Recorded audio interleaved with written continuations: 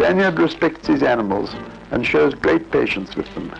He is not in a hurry to get back to his tea, so he has plenty of time to give to them. The dog is not a noble animal in Spain, but it is in England. The reason for this is that in Spanish villages and working class streets, it gets so much tormented by little boys that it grows up to be cowardly. Then it forfeits respect. Yet the men, in their undemonstrative way, are often as attached to their dogs as the women are to their cats. They do not make a fuss of them, but they admit them as companions. If one sees so many half-starved dogs and cats in Spain, that is simply because the poor do not have enough food to give them. Real love of animals is a feeling that can only develop when a certain standard of living has been attained.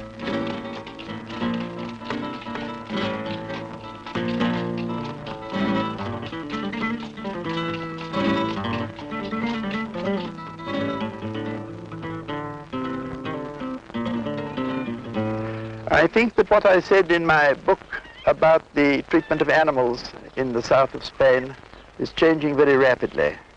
That is because people have got more means, more money, and can feed them better, and also because they take more interest in them. Certainly that's true in this village, which is full of dogs and cats, which are very well looked after and fed.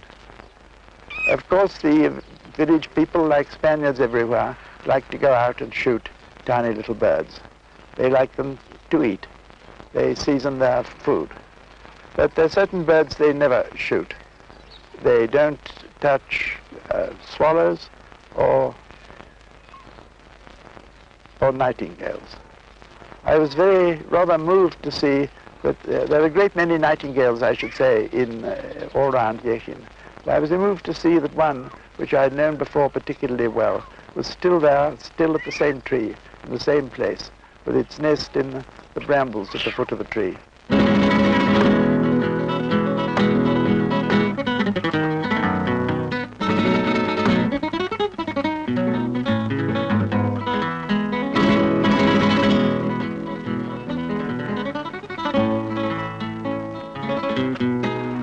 Below the upper mill and issuing from it ran the stream in which the women washed clothes.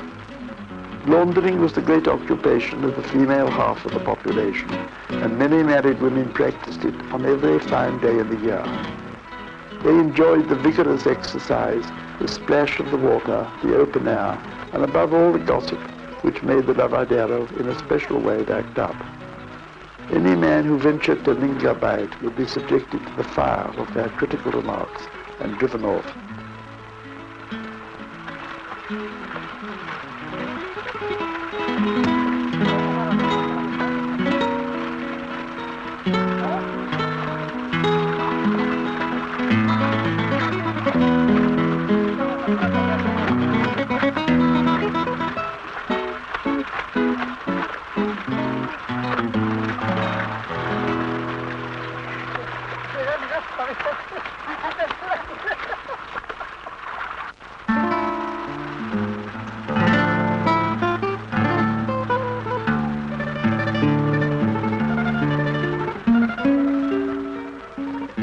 We possessed the finest spring of water in the country. It was also the best to taste. Spaniards, as has been often remarked, prize water not only for its abundance, but for its flavor. Their palate, which is so often so crude in its appreciation of wine, is of an exquisite sensibility when it is confronted with a natural liquid. The taste of ours, coming straight as it did from deep underground fissures and caverns, in the strato-crystalline rocks where it had lain maturing after trickling down from the snow, was particularly satisfying.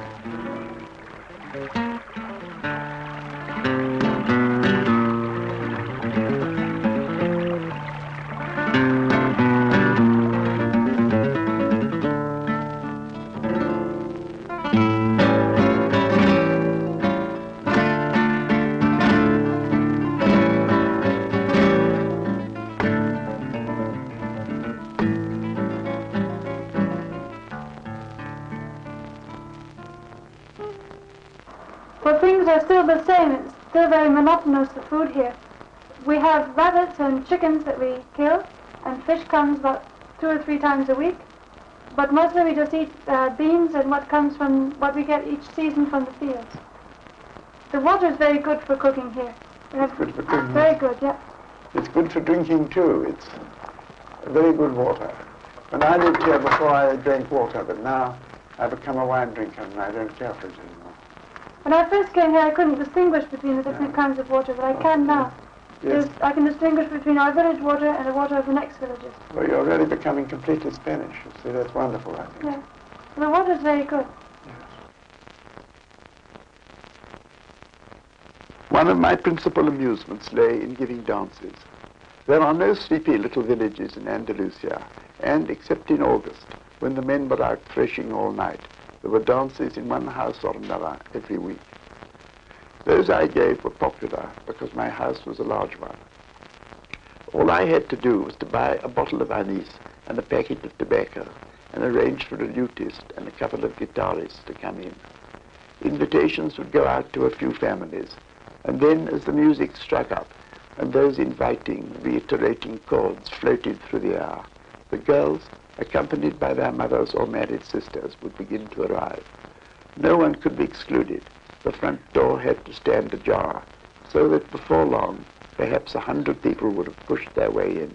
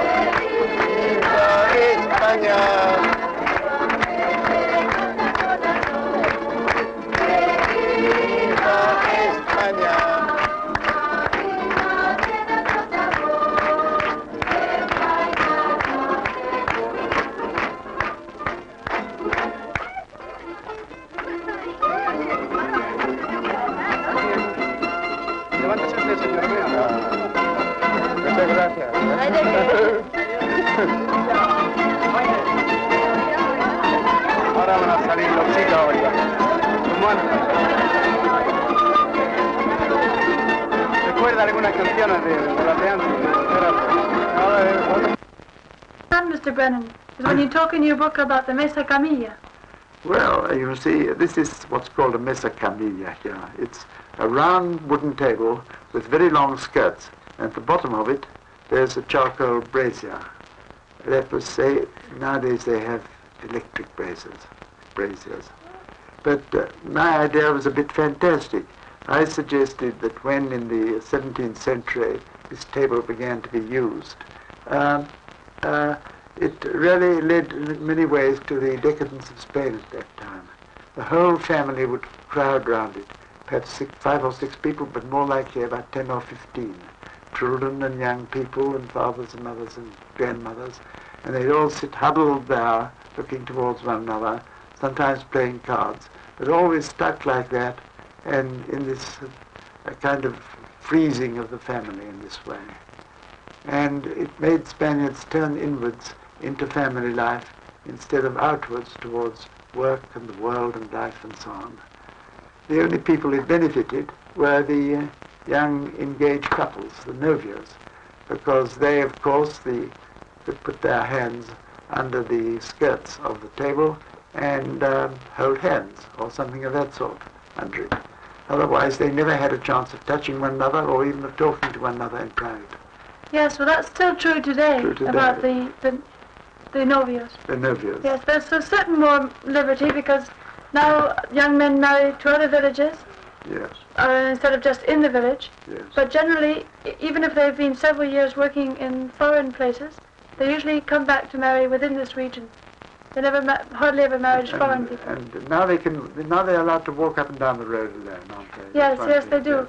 But then everybody else is walking up and down the road also, too, so they never really are alone. Never really alone. Well, that's changing very fast in the rest of Spain. I think that this is a very old-fashioned village. This is a very old customs. Very traditional, yes. Yes, very traditional. And then when the novio can only go and see, if it's in the village, inside the village his novia, he goes and sees her every night. But if she comes from another village, he goes and sees her on Thursday and Sunday nights only. Yes. It always has to be Thursday and Sunday night. Yes. Yes, it's a curious rigidity. Yes. Very different to England and the United States. Yes, very.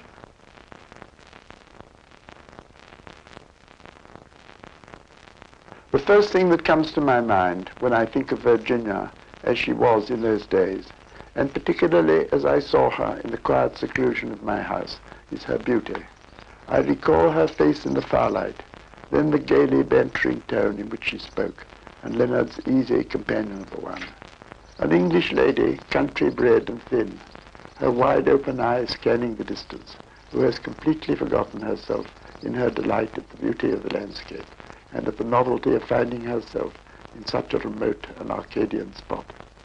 She seemed, though quiet, as excited as a schoolgirl on a holiday. I remember this place particularly well because 50 years ago I came here with Virginia Woolf and her husband Leonard. She was enchanted with all the country around here. We used to go for walks morning and evening over the hills with their huge olive trees and this frame of enormous mountains behind them at a great distance. Then I remember in this place, here there are very tall poplars, and the whole place is green and fresh, and there are cherry trees. We picked some cherries, and she put them in her hat. She was as gay as a schoolgirl when she was out of doors in the country. Then in the evenings we sat and we talked, or rather she talked, and by the fire, because it's chilly in the evenings. And she was in a kind of dream about the whole place. 6 months or a year later, when I saw her in London, she said this had made an enormous impression on me. It was a kind of Arcadia, far from the civilization, and yet a place that was completely happy and completely peaceful. She often remembered it.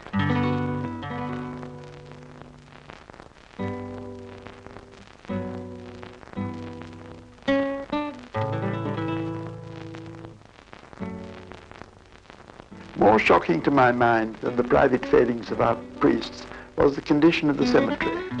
When the wall round it fell down, no money could be found for repairing it, and for years the dogs used to climb in, dig up the recently interred bodies. The soil was too shallow to allow a deep burial, and eat them. Cemeteries are usually well looked after in Spain, and this oriental disregard is something that I had never heard of anywhere else.